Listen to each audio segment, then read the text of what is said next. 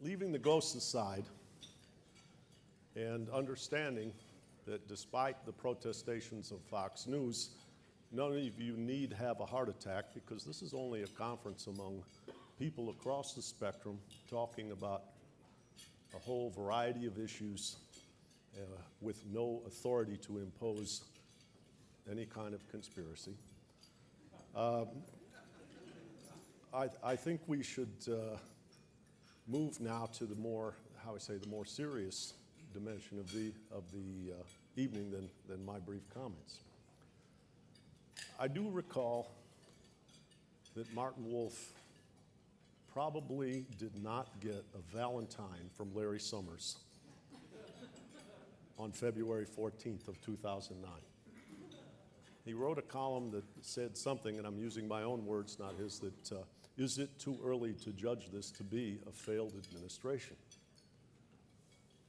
And I look at Martin, who I can't remember, sometime in the middle of the crisis, he and my friend Arminio Fraga and I had lunch, and I felt in him something that was what you might call a precursor to INET. And when I began working with George to develop INET, one of the first things I did was went to London and sit.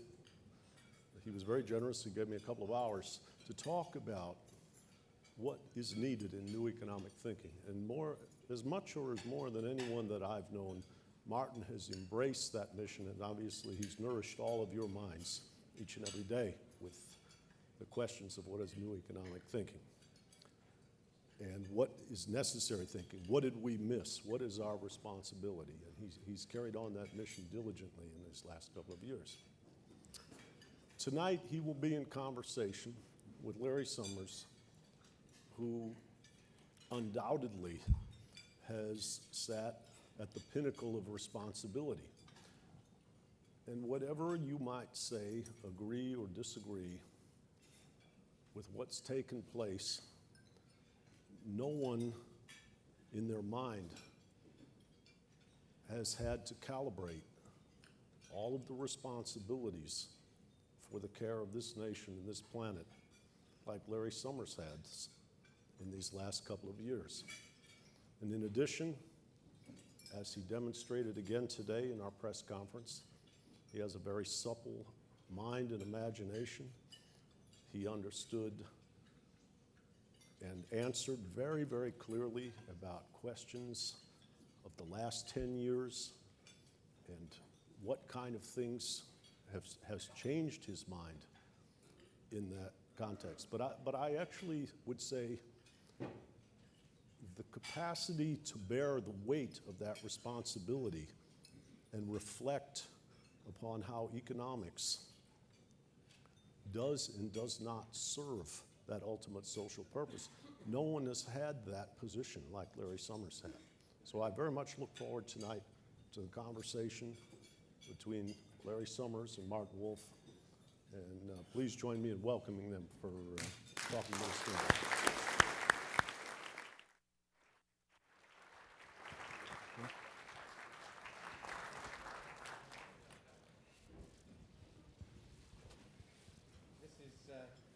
Great honor and very daunting. It occurred to me in listening to that wonderful opening speech. I don't control the mic. They're supposed to control it. Okay. Is something happening on the mic now?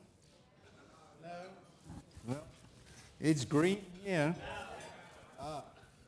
So as long as I speak like this, you can hear. Nothing I can do about this. Is there some technical problem? What? You mean as long as I hold it like this, it works fine? Okay, this is wonderful. Okay, this is... It's all a plot to give you that 1944 feeling. That's right.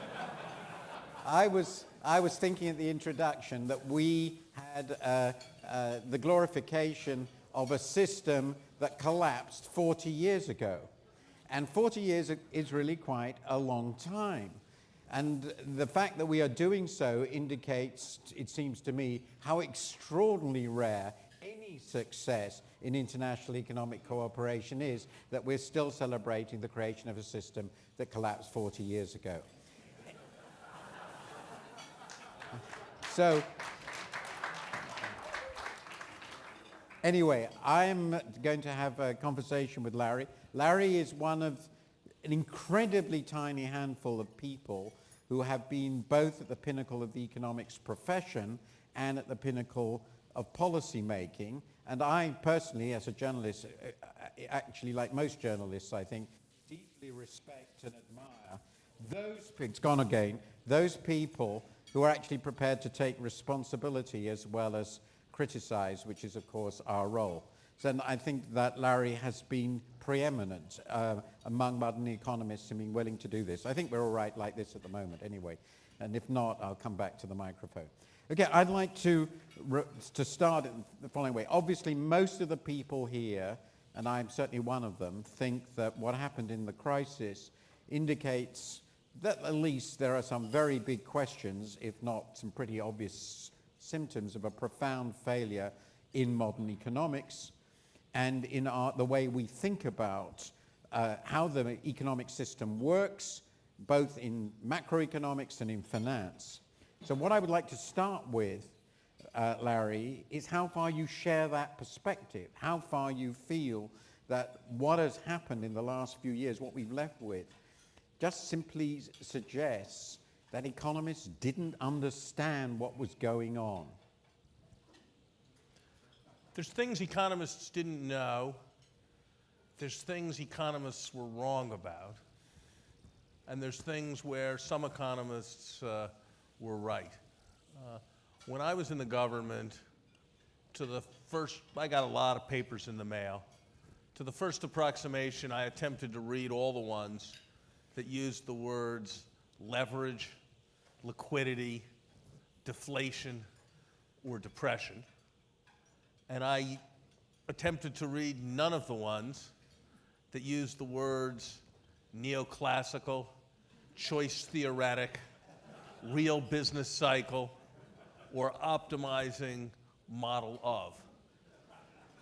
There were more in the second category than there were in the first, but there were a reasonable number in the first, and they told you a lot. There is a lot in Badgett that is about the crisis we just went through. There's more in Minsky, and perhaps more still in Kindleberger.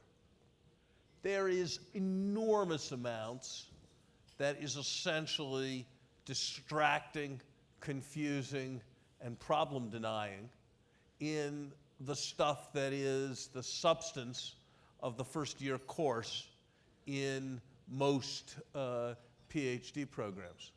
So I think economics knows a fair amount. I think economics has forgotten a fair amount that's relevant, and it has been distracted by an enormous amount.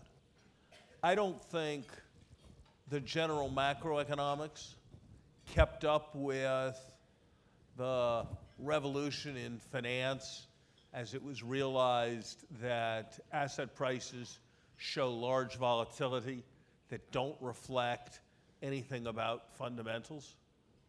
I don't think contemporary macroeconomics adjusted or adapted to changes in the patterns of financial intermediation and the ways in which that took place.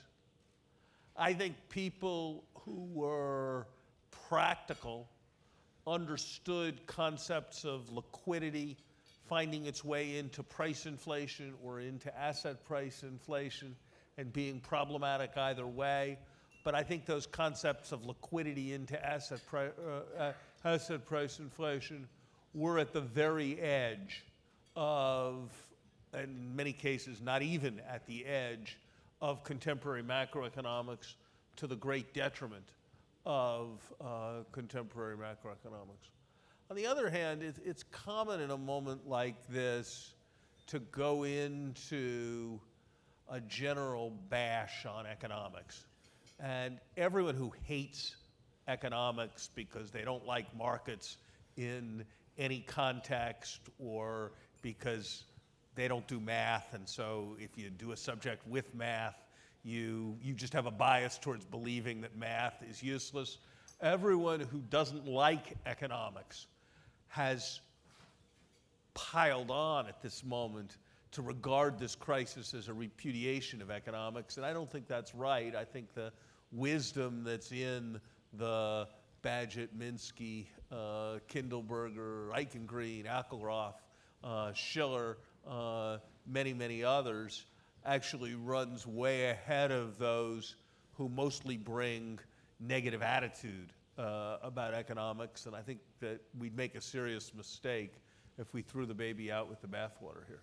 Yeah, I'm going to come back to babies and bathwater in a few moments, but let's just push this a bit further, because you came very close, it seemed to me, to saying that modern academic economics, as taught in graduate schools, along with a vast part of the research work that goes with it, was, as it were, an organized and systematic system. I'm not saying a conspiracy, but a systematic system for forgetting what economists actually knew.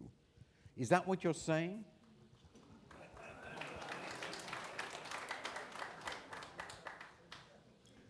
It would be interesting. Don't want all this. It would be interesting. It'd be interesting actually to look at surveys. I was heavily influenced, as I did whatever it was I did, by the basic Keynesian ISLM framework as augmented to take account of the liquidity trap. I was heavily influenced by a variety of the kinds of writings of Jim Tobin about financial intermediation, in particular about debt deflation and the prospect of instability. I was substantially influenced by work on bank runs, multiple equilibria, and the theory of bank runs that is more recent.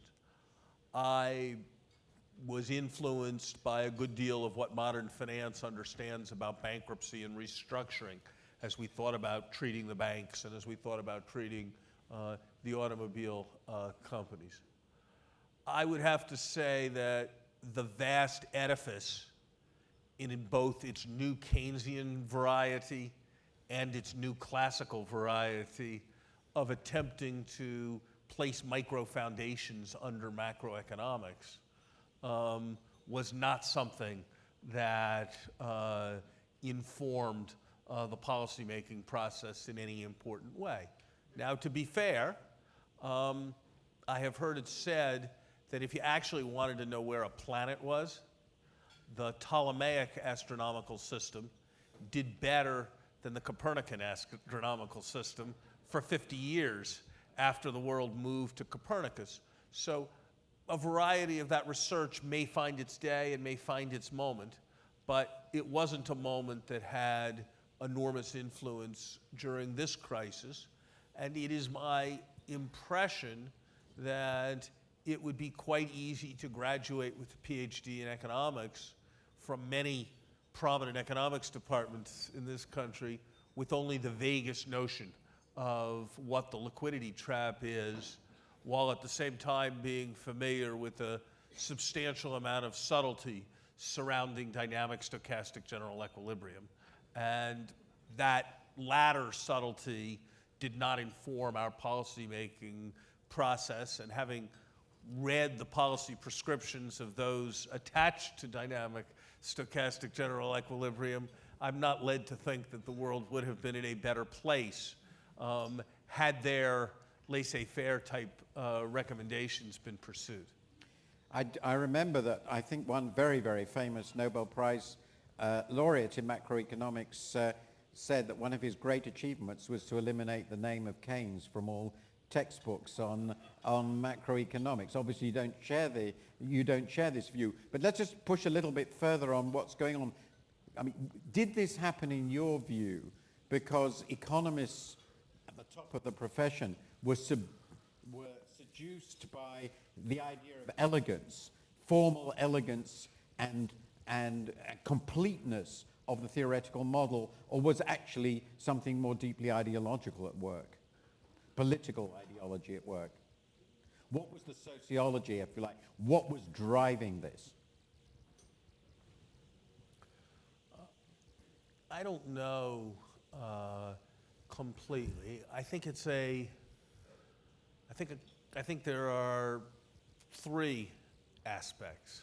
The first aspect is that after a 30-year period of very substantial stability, it is not insane that people would be led to think about models that would predict stability as being the ones who are currently operative. So I think a first aspect was the substantially subdued business cycle that took place for the last 30 years, following on what was a Keynesian disaster, following on the crude application of totally demand-oriented policies that had produced an inflationary disaster. So I think you had an unfortunate backlash from crude Keynesianism, and as often happens with pendulums, it swung too far in the other direction, supported by the 30 years of relative stability. I think that was reinforced in significant part by the attempts at science and by there was a tendency to study issues which were more tractable rather than to study issues that were less tractable, and the set of issues having to do with volatility in asset markets, having to do with multiple equilibria arising from bank run type phenomena are in a variety of ways less tractable, and scientists study things that they find tractable, and that is some of the tendency. And I think in economics, we are moving there, but we have not evolved nearly as far as we have in other fields in separating people who do different things. There was a time when the physicists and the people who built bridges were the same people, but it has not been the case for a very long time. And it wouldn't occur to anybody to go to one of the world's great theoretical physicists to get advice on how to build an airplane. And we're not quite there in economics, although we're much closer to that point than we would have been many years ago. And so those at the cutting edge of theory and at practice, that division has taken place less than it has in other areas of science, and I think that also contributes to this tendency. I mean, what you're essentially suggesting there is that our universities, if you think of engineering and physics, should have completely separate departments of what I would think of as useful economics and stuff that people play with. I'm being provocative, I know, but that's my job. You are being provocative, and I have on occasion been drawn to ideas of the kind that you suggest. I had a knack for ideas that really appealed to faculty. Yes.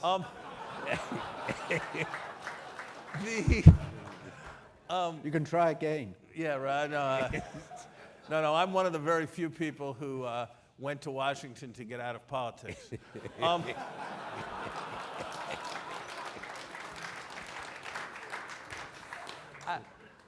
I think, Martin, I take, I have, I'm the guy who once wrote a paper called The Scientific Illusion in Empirical Macroeconomics, and I have been a very harsh critic of a lot of this stuff. But I do take seriously the observation I made about the Ptolemaic astronomical system and the Copernican system, and we don't know where things are going to go. So I think it's a mistake to be. I think it's a mistake as a policymaker to be guided by research that seems irrelevant and orthogonal to the problem. But equally, I think it's a mistake as an observer of intellectual life to be overly confident about what types of directions are going to prove fruitful over time.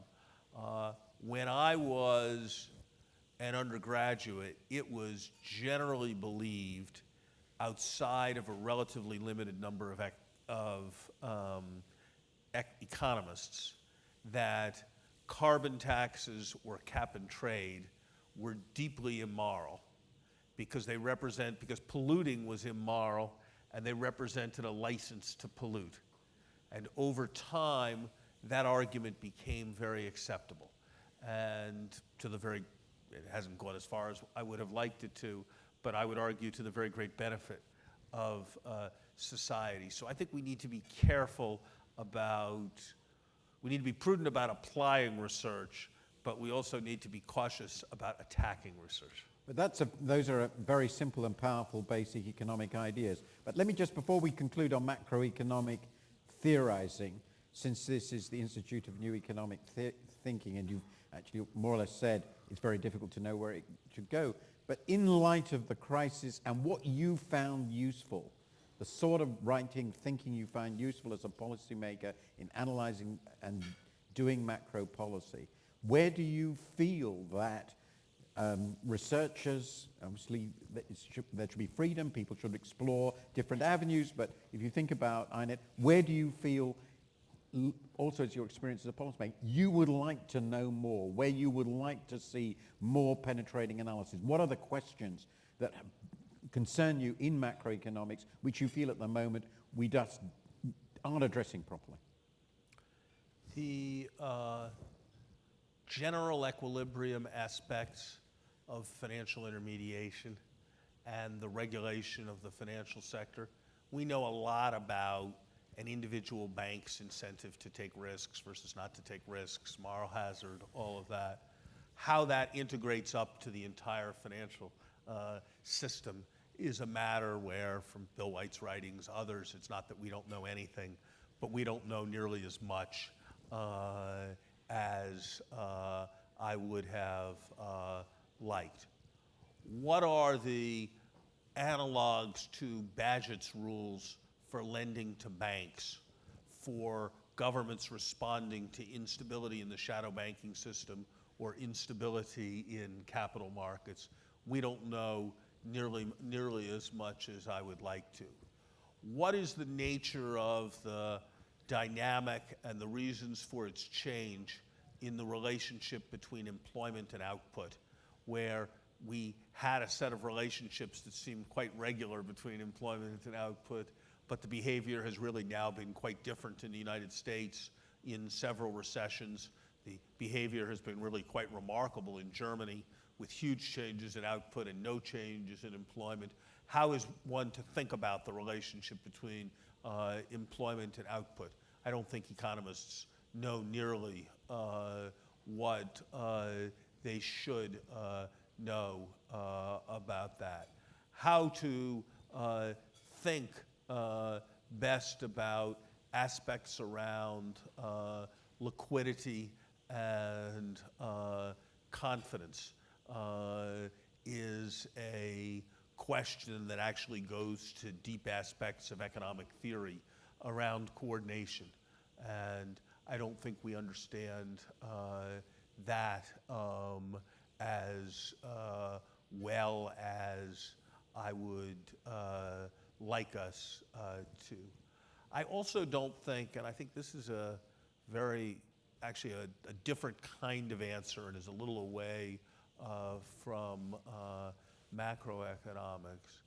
I don't think we have serious, situationally adapted ways of thinking about, if you like, the public choice aspects of regulation and the conduct of discretionary monetary policy. We have a bunch of people who kind of assume that the regulators are smart and that the private sector is greedy and that they'll figure things out right. And we have a bunch of people who assume that that the government always gets co-opted and the regulators always end up working for the regulated. And we have sort of a dialogue of the deaf between them. And the truth is the regulators haven't done a terrific job.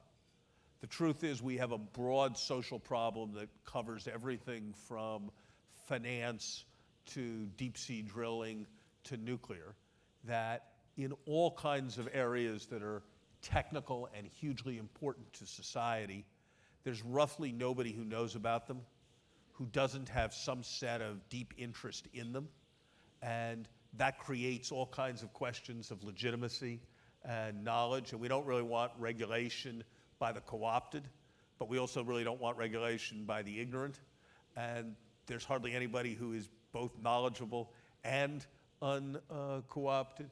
And how we think about the design of regulatory institutions to address those structures, I think we economists have a tendency to spend too much time on whether the Basel system should say 7% or 7.8%, and not enough time thinking about how over many years, as accounting conventions have to be set, as there are all kinds of interactions between the regulated and the regulator, how the system will adopt in terms of incentives of all the actors. The public choice school has taken that very seriously, but they have driven it relentlessly towards nihilism in a way that isn't actually helpful for those charged with designing regulatory institutions, but their recognition that regulators are people who have incentives too is, I think, a very important one. And so that would be an additional area that I would highlight for research. I'd like to go a bit further into the financial area anyway, because that's the other side of what's happened. And obviously, going back to the work of Keynes and further, the integration of finance and macroeconomics, they're pretty well the same thing. They're incredibly closely tied. Okay, we have had huge developments in financial economics in the last 40 years, of very many different kinds. Of course, in option theory and in efficient market theory, all that stuff. Then another set of ideas related to symmetric information, principal agent, the bank run stuff. From a policy making and analytical point of view, as a policy maker, what of all that stuff do you think is actually useful, and what of all that stuff is just a trap? Given that it's clear, everybody agrees, we don't really understand how the financial system operates as a whole. I'll come to that in a moment. But just with all these bits, where do you find that enlightenment and where don't you? Well, there's two different aspects to it. There's a question which is, insofar as this development of financial thought has driven financial innovation, there's a debate to be had about the extent to which the financial innovation has been stabilizing or destabilizing, and that's an important set of questions. I have tended to be more cautious than many about condemning financial innovation, not because it's unassociated with all sorts of problems, but because my observation has been over time that if I look, for example, at the Japanese financial crisis, or I look, for example, at the Nordic financial crisis, to take the two examples preceding this one that were biggest in the industrial world, both of which were actually far more costly for their countries than this one looks likely to be. Both really involved overwhelmingly bank lending to real estate. And that is what the Irish crisis involves. That is the Greek crisis is mostly about an excessive budget deficit. Most financial crises do not seem to have their roots in newfangled financial institutions and newfangled financial instruments. So I am in less of a hurry to condemn the innovation as the cause of the crisis than many. In terms of understanding the crisis, I think the sets of ideas around the principal agent problem, the sets of ideas around bank run multiple equilibrium phenomenon have been very powerful. I think the discipline of the efficient market hypothesis, not as a description of how to think about asset prices, but as a question to ask oneself, does one's view of the world that one's expressing imply that there's an effortless, obvious profit opportunity? And if it does, then maybe one should think about the view of the world one just expressed.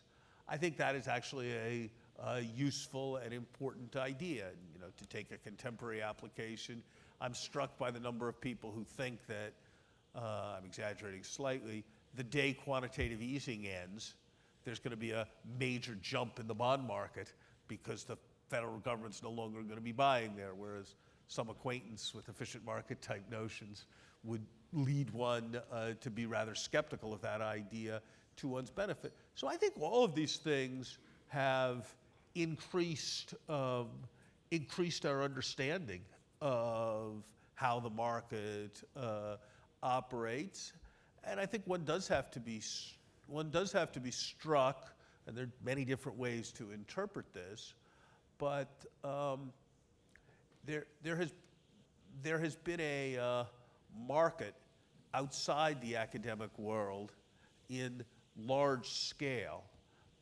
for those who have been involved in developing these various modes of financial thinking. There has not been a comparable market for those who have been developing some of the newer ideas in, for example, the new classical macroeconomics. And that says something about their practicality, perhaps. I'm going to be provocative again. So let's. One of the points I've learned over time, Martin, that trying to be provocative can be problematic. But go right ahead. Better you be provocative. Better you be provocative than that you get me to be provocative. But the difference is that it's my profession.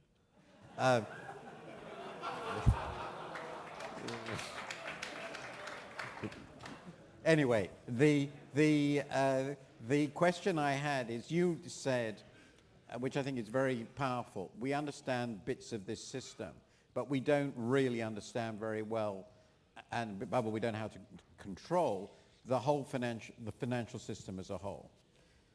We know, we've had a very long experience of that, and we've been reminded of this over the last 30 years, that when the financial system goes wrong, very large crises can ensue. Very costly ones. You rightly observed that by those standards, the US economic crisis, by these standards of the last few years, is even relatively mild. But by some estimates, there have been something like 125 banking crises, and some of them have cost, just in fiscal costs, 50% of GDP. That's going to be the Irish figures, leaving aside the macroeconomics. Wouldn't a reasonable non-economist conclude from that?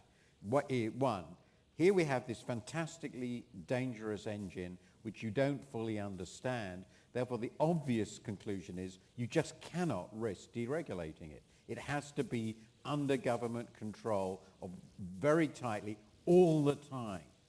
How would you tell a layperson that that's not a reasonable response? Well, in some ways it probably is. In some ways it probably is a reasonable response. And you know, the last time, this is an overstatement, but this was why Harry Dexter White was a communist. This was why there were a very large number of thoughtful people who were communists in the 1930s, because they looked and they saw that just letting the market rip had ended in disaster, and they convinced themselves that having not just the financial system, but the processes of production be controlled and planned as they were in the Soviet Union, that had not suffered a similar unemployment problem, would produce a better outcome. And that did not prove to be conspicuously successful. So I think the question one has to ask is, there are going to be decisions that are going to be made by people, and the people are going to have incentives, and they're going to follow their incentives, and you want to get an outcome that is stable. And you have to ask what's meant by saying that you're going to have the financial system completely regulated and controlled by government. In some sense, we had that system in the Soviet Union, and it collapsed. We had that system with respect to exchange rates in the 1950s and 1960s. You know, we didn't move away from the Bretton Woods system because a bunch of economists got in a room and convinced everybody that fixed exchange rates were a bad idea, capital mobility was a good idea, and so we needed to shift monetary systems from a system that was working well. We shifted from the Bretton Woods system because the Bretton Woods system collapsed, because the internal contradictions within it, even as people tried to paper it over, didn't work. And so the question about more dirigiste approaches is, what exactly is the dirigiste approach and how will it work? Now, if you ask in general, has the world had too much leverage or has the world had too little leverage? I think the case is overwhelming that it has had too much. I think the case is overwhelming that it has had too much leverage, that the externality associated with taking on increased leverage has been under-internalized, that capital requirements in various ways should be systematically increased. There are a lot of ways to lend money in a modern economy with integrated production, and so controlling leverage is a complicated thing, and it takes a lot of thought as to how best to do it. But it is absolutely right, and every time I've spoken to a financial audience for the last 2 years, I've gone through some version of saying that we had the 1987 stock market crash, the S&L crisis, the commercial real estate crisis, Mexico, Asia, Russia, LTCM, the internet bubble, Enron, and now this. One crisis every 3 years from a system that is supposed to minimize, diversify, and spread risk has in fact been a source of risk that's led hundreds of thousands of people each time to lose jobs through no fault of their own. So I think it's absolutely right to be deeply worried about the outcomes that are produced. I think it is less right to assume that anger and dissatisfaction with the financial system constitutes a policy or provides a very clear blueprint as to the directions and the ways in which it is best reformed to promote stability. For my money, the best judgments that we have right now, and obviously there are ways it could be improved, are those embodied in Dodd-Frank. If you are big enough and systemic enough that your failure is a major event, you are big enough and systemic enough that it should be one institution that's competent with technical things, job to regulate you. There needs to be procedures for resolving and managing the failure of any kind of financial institution, not simply banks. There needs to be a systematic and across-the-board effort to make levels of leverage lower and levels of capital higher so as to make the system safe for the greed and cupidity that will eventually happen. I think these kinds of principles we know, but if you say the financial institutions with which the US government was most heavily involved were Fannie Mae and Freddie Mac, which arguably were the site of the greatest degree of irresponsibility. It was commonly argued in the 1960s and 1970s that a great thing about socialism and communism was that if the government ran the factories, then the externality about pollution would be completely internalized. And that if you just could have the government run the factories, then the externality would be well managed and you'd avoid having the kind of degradation that you had when people ran them purely for profit. That didn't prove to be a good theory of public ownership. And so I think one has to think very hard about alternatives. And I think the type of approaches that the world's groping towards, while very imperfect, are in the right direction. Just one final question in this area. We've had a debate in our pages, which has very much interested me, between Alan Greenspan and Barney Frank. And Alan Greenspan has said it's a complete waste of time because regulation will always fail. And Barney Frank says, responded by saying, well, do you really think after this crisis we could do nothing? And it seemed to me Barney Frank has a pretty powerful argument. But let me just follow. See, I agree with you. I mean, I agree with you, and that's why I let's follow talked up. about the particular steps But let's that I follow just up talked this about. specific. Let us imagine, just think we've had this huge bill, the Dodd-Frank Act, I suppose. We've had Basel and all the rest of it. Let us suppose in the current very concentrated financial system, we had a wave of, and they usually get into problems at the same time. We know that's one of the features of the system. Wouldn't you, in fact, in this country and all the other countries, have to rescue all the big financial institutions again, and that we're basically in the same trap as we were before? Do you feel confident that that structure of too big to fail and everything going with it is actually in any deep way changed? I don't think any country, any modern industrialized country, is likely to allow the complete implosion of its financial system. I don't think that's ever likely. I don't think you're ever going to see that. I don't think that's got anything much to do with whether you have a lot of big banks or you have a larger number of small banks, each doing what the big banks were. I don't think that's fundamentally about whether you have banks or whether you have money market mutual funds or whether you have lending taking place through the capital markets and you have potential collapses. So I think that there is a sense in which misrun institutions need to be punished, will be punished, are better able to be punished after this.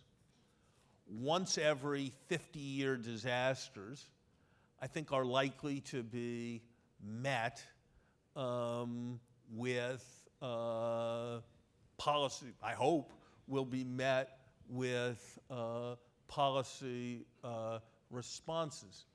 The heyday of the line of thought you're advocating was the heyday of the line of thought that is implicit in your question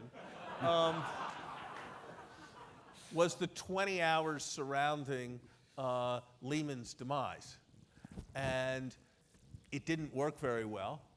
Lehman, to remind, was less than 2% of the U.S. financial system, would not have been too big to fail on anybody's theory of too big to fail, and didn't violate any of the scope restrictions that anybody has suggested.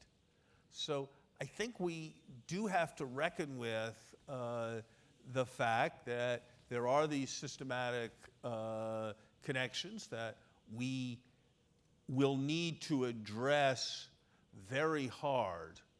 Questions about monetary policy and the formation of bubbles, questions of exploring multiple instruments that address levels of interest rates and levels of leverage. But it is no more realistic for governments to say that in the presence of systemic failure, financial failure, they're not going to take extraordinary steps than it is to say that in the presence of kidnapping, they're never ever going to pay ransom.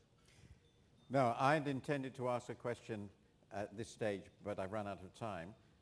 And the question was going to be, should there be a second Bretton Woods? But I actually suspect that I know the answer. But if any of you wants to ask this question, you're welcome to do so. I'm going to turn this over to the audience. I'm going to get about 3 questions. They should be questions, not long speeches or diatribes. That's for other occasions and over the weekend. And you would just say who you are, address your question. I'll take 3 together, and we'll go from there. And please stand up when you ask the question and say who you are. I'll start with this gentleman here. There is a microphone. Stand up so that the microphone can get to you.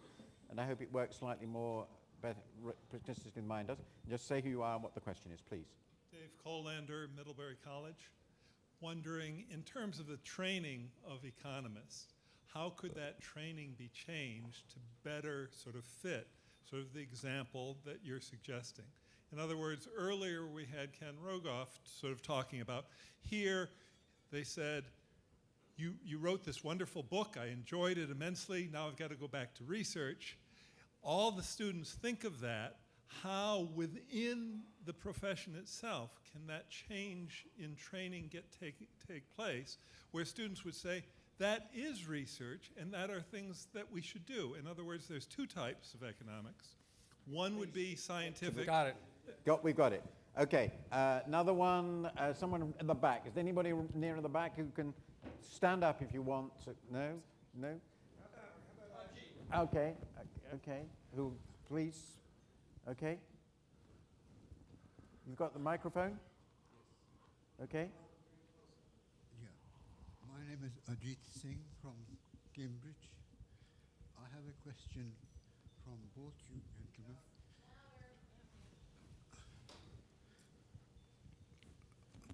I have Parkinson's disease, so I'm a little bit, my voice is a bit weak.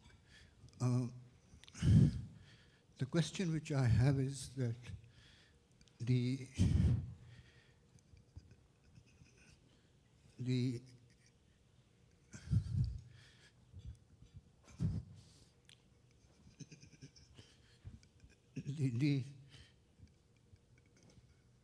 if you look at the results of the financial system, which up to now, you find that the world economy has expanded at a faster rate than ever before during the last 10 years. The rate of growth of developing countries has been faster than developed countries. The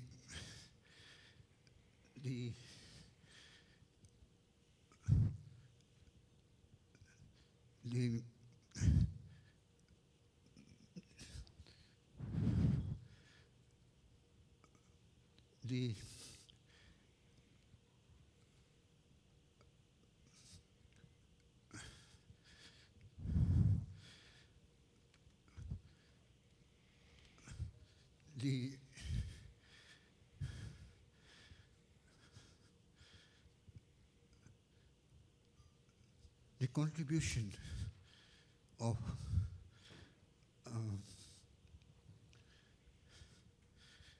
the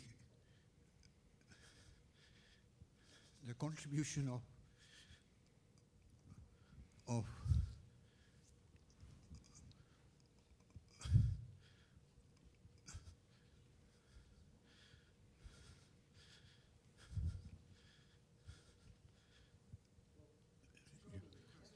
yeah. The question is whether,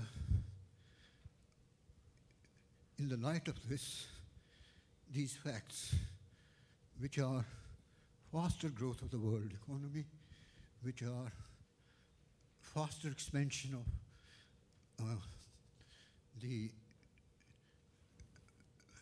developing countries versus developed countries, the incredible performance of India and China. In the light of these facts, would you say that there is something to be said for the previous accounting, for the previous financial system, that it's not a total write-off. The reason I say this is because if these facts are not appreciated, then you're likely to run the risk of reforming the financial system in a way that doesn't take into account the needs of the developing countries. The needs of the developing... I think we get it. Let's go to the question. We can discuss it later. But I think the question really here is, I get it anyway, I hope I do, that there's a real danger of throwing away babies and bathwater. Coming back to that, we had enormous success and have had enormous success in the world economy over the last 10, 15 years, particularly in developing countries. Has the financial markets played an important role in this? To what do you attribute that? And is there a danger as we reform that we lose some of this? That's my understanding of this question. I think there are two parts to that question. I'm probably more sympathetic to financial innovation than the average person in this room.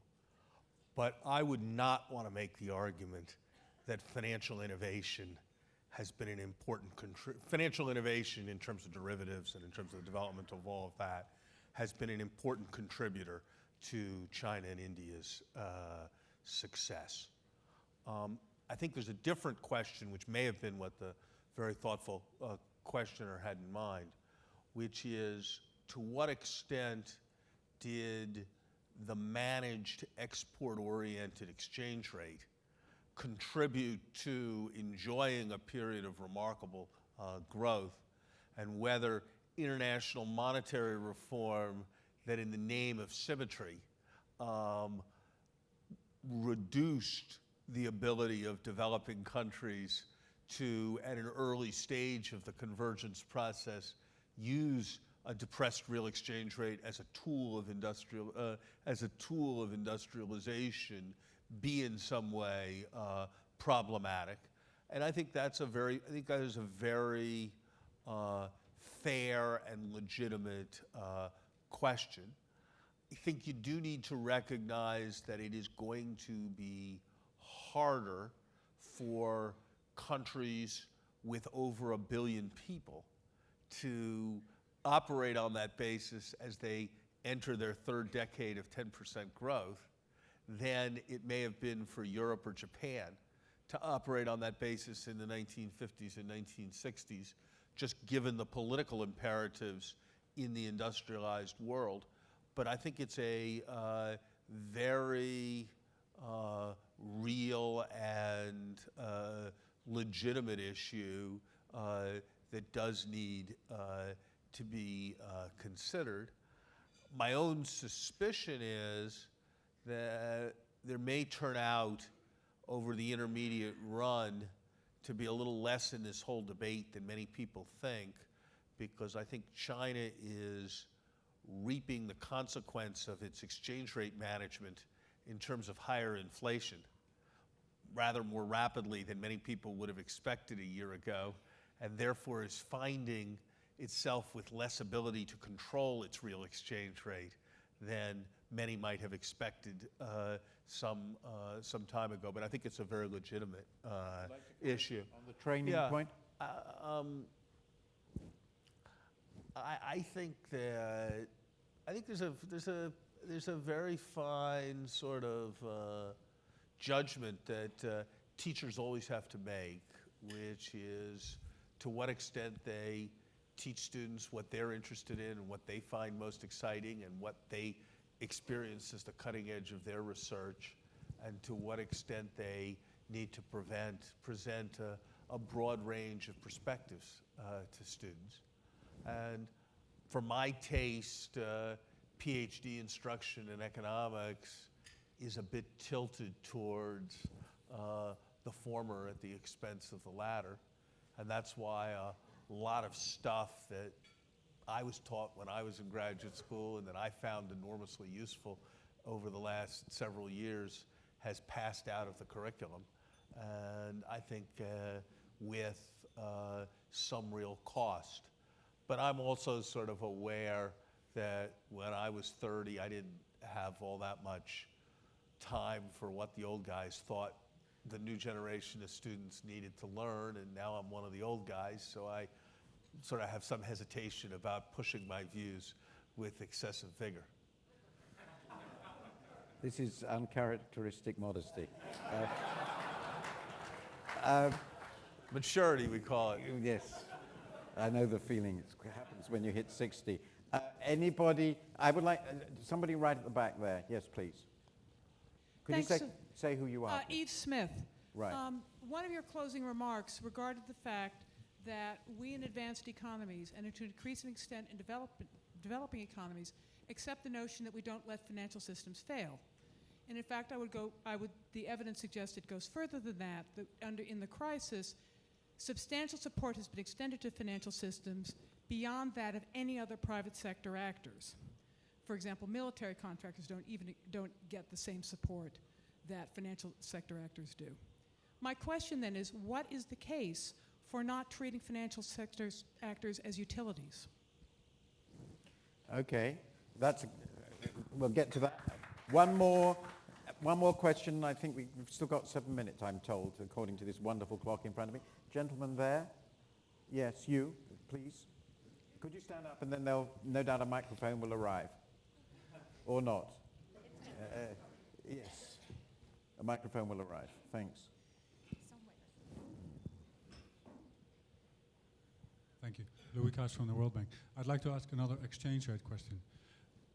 Given the experience of the last 12 years or so, if you had to think about another rescue of an emerging market that had an external crisis, would you give the same kind of advice as regards what to do with the exchange rate as was done in the 1990s? Or would you have more sympathy for propping up the exchange rate as was done 15 years ago? Okay. This was done where? In emerging markets crisis that took place in the 1990s, like in Asia and Russia and others. Collapse exchange rates or prop them up? I think that was the essential question. Looking at the euro crisis, I think this is a no-brainer. But I'm not supposed to answer. So the first question is, should we regard the financial sector as simply a humble utility and regulate and presumably pay its executives accordingly? Or should we continue to support it as though it was a utility and pay it as though it was Let me take both questions. Let me take them, if I could, Martin, in the opposite order. Look, this is a question that I've been asked a lot, and I don't think it's fair, but I'm not objective. The question is frequently put. There it was, the United States and the IMF urged austerity on Thailand, Korea, and Indonesia. Then when the United States had a financial crisis, it urged the opposite of austerity. Isn't that hypocritical, and doesn't it prove that you were wrong then?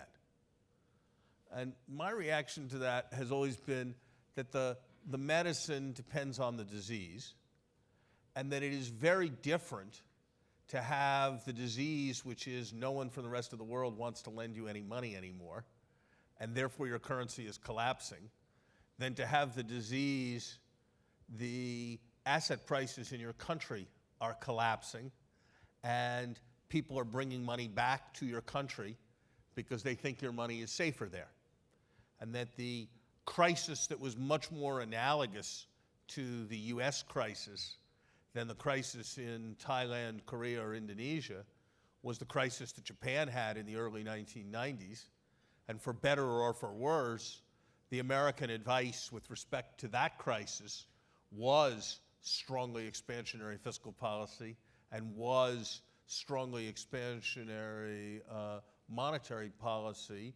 And so I think that approach is consistent.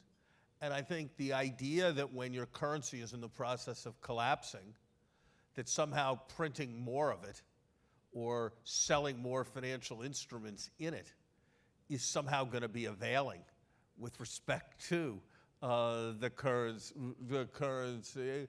I thought at the time was somewhat implausible, and I think right now is somewhat implausible. Now, that's not to defend every action the IMF took with respect to fiscal policy in the 90s. I think there were some very important excesses in the beginning of some of the programs.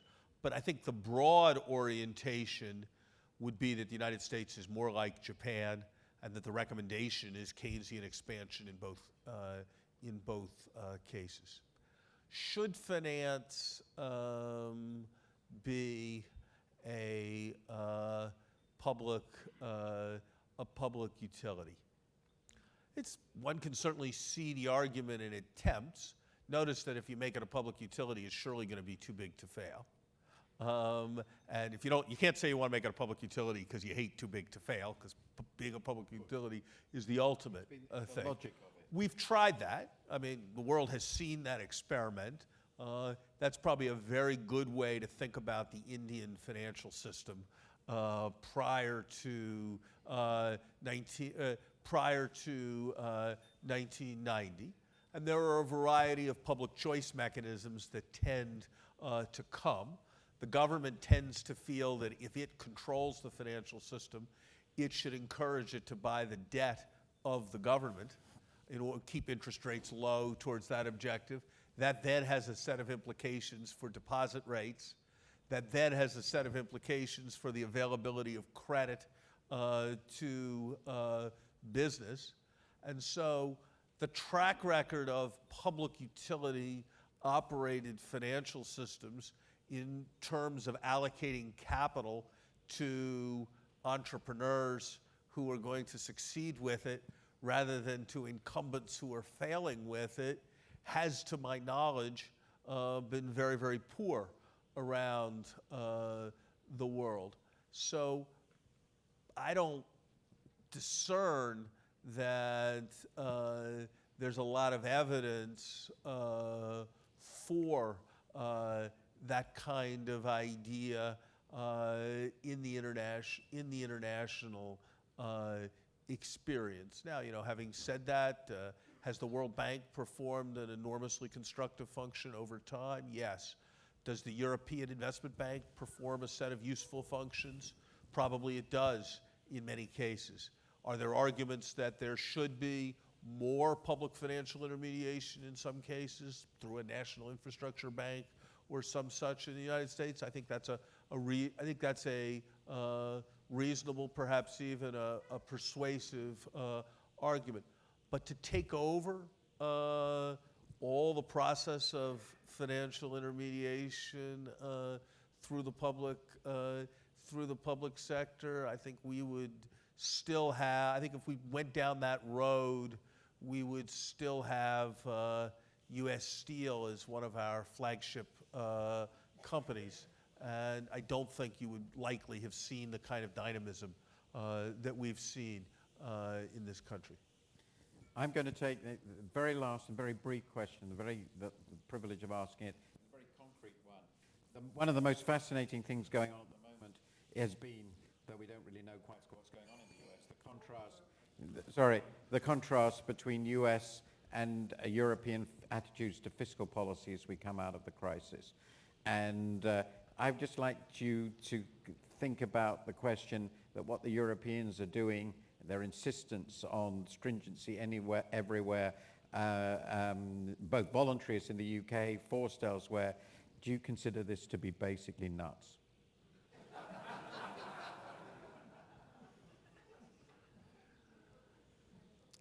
I'm too soon out of government to use a word like nuts. I find the idea of expansionary fiscal contraction in the context of the world in which we now live to be every bit as oxymoronic as it sounds. And I think the consequences are likely to be very serious for the countries involved. I think it's important, as you did, Martin, to distinguish between people who aren't borrowing because they can't borrow, where there is a question as to how large a subsidy they should be given from the outside when they have worked themselves into a situation where they're no longer able to borrow. That involves one set of issues. A different set of issues are raised by those with very limited scope to expand monetary policy, with the capacity to borrow, who choose not to borrow based on the conviction that the improved fiscal hygiene will make everyone feel so much better that the economy will recover, which seems to me to be a very high-order gamble indeed, and not one that I would be prepared to bet on. But I've always been a believer in being an empiricist about my convictions, and so I would be happy to say that if Britain enjoys a boom over the next 2 years, coming from increased confidence, I will be required to quite radically rethink my view as to how the macroeconomy operates, and to be quite contrite about the seriousness of the misjudgments that I'm making. And you can make a judgment, those of you who know me, how likely I would be to, how big a risk I would take of putting myself in a position of great contrition. And you might therefore conclude that I'm fairly confident this experiment is not going to work out well. Okay. I have to.